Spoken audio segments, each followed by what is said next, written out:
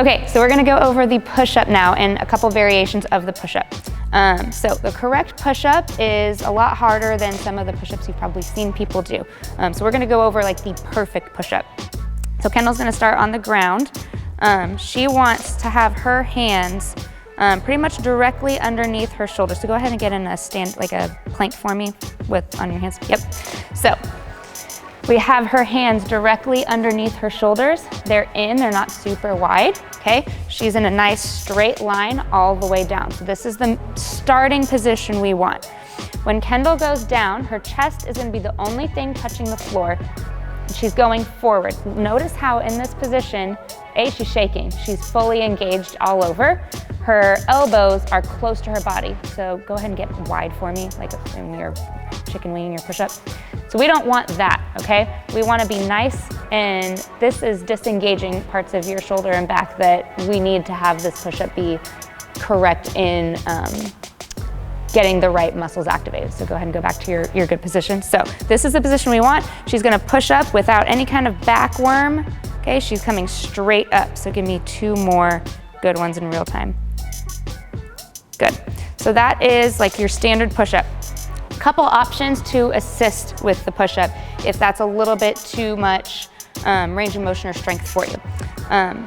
First option, if strength is more of an issue, is you can do these on your knees. So Kendall's gonna set up pretty much exactly the same, except now her knees are going to be on the ground to give her a little bit of extra assistance. Her push-up is otherwise going to look exactly the same. She's still going forward and keeping her elbows nice and tight. Chest is the only thing touching the ground from her upper body. Good.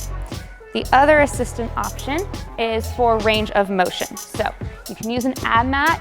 It's gonna go directly where your chest is, so that reduces the height you have to go down. So now Kendall doesn't have to go down quite as far to the floor. So she's gonna be in the same exact position, but now when she goes down, she doesn't have to go down quite as far. Limits that range of motion a little bit. Good. Perfect. Okay. While she's still on the ground, we're going to go over the hand release push-up. Okay, this is another variation of push-up, which you can do. I'm only gonna have her do this with the standard push-up, but you can do hand release with either of the assisted push-ups as well. So Kendall's gonna get in her plank on her hands, okay? When she goes down for her push-up, she's going to let both of her hands off the floor. Notice both of them are off the floor. Doesn't have to be super high, but they do need to both clear the floor. She's gonna put them back down and then push up from there. Good, so give me 2 more of those. Release, push up. Release, push up, good. Okay, last one is going to be the pike handstand push-up. So we're not gonna go full handstand push-ups, but this is one exercise you can do to start training the handstand push-up if that's something you're working towards. So we are going to get into a pike position. Okay, so probably the only time we're ever gonna say you should shoot your butt in the air, okay? The point of this is to start building the strength necessary for a handstand push-up. So we wanna mimic those motor patterns as well. So Kendall's going to reach down and put the top of her head on the floor.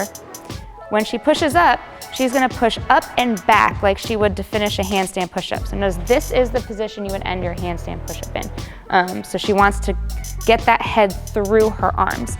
So give me 1 more good ones of those. Good. So you don't want to shorten that range of motion by not getting your head through. So give me 1 where you don't get your head through and you just come straight up. Okay, that's not gonna help you get your handstand push-up. You wanna make sure you get that full range of motion for these pike push-ups.